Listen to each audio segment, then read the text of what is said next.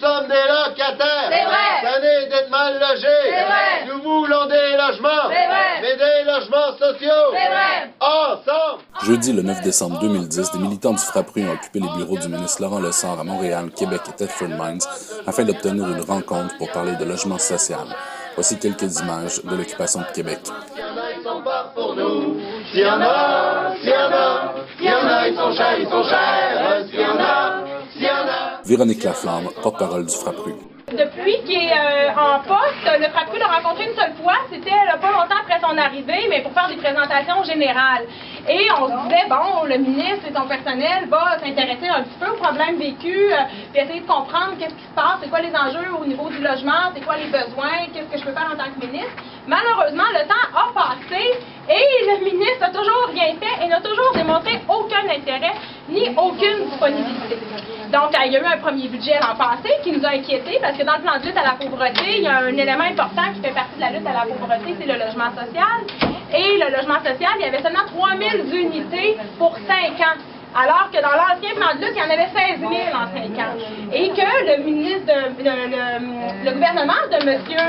Charest et de M. Lessard s'était engagé en campagne électorale à faire 3 000 logements par année sur 5 ans.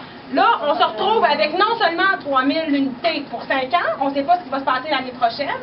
Donc, on n'a aucune idée de ce qui se passe. Et à chaque fois, à chaque budget, on met le logement dans la balance des choix budgétaires. Mais plus encore, il y a un scandale actuellement au Québec. C'est que, puis c'est dans le reste du Canada aussi, le scandale, c'est qu'il y a des gens qui sont très mal logés et il y en a beaucoup, beaucoup trop. Des gens qui, selon les chiffres même du gouvernement, sont dans une situation de besoin impérieux de logement. On parle de 270 000 ménages locataires au Québec.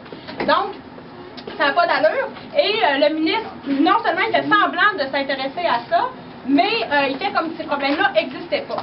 Alors, on lui a demandé une rencontre pour lui parler de nos revendications, pour changer les choses, pour améliorer nos conditions de vie.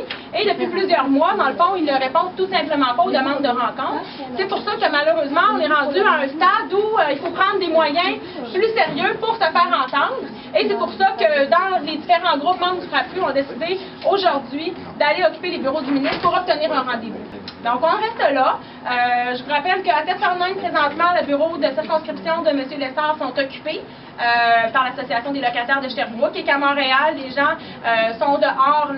Il y a une manifestation à Montréal et une occupation avec, comme nous, une douzaine de personnes du bureau du ministère de l'Habitation.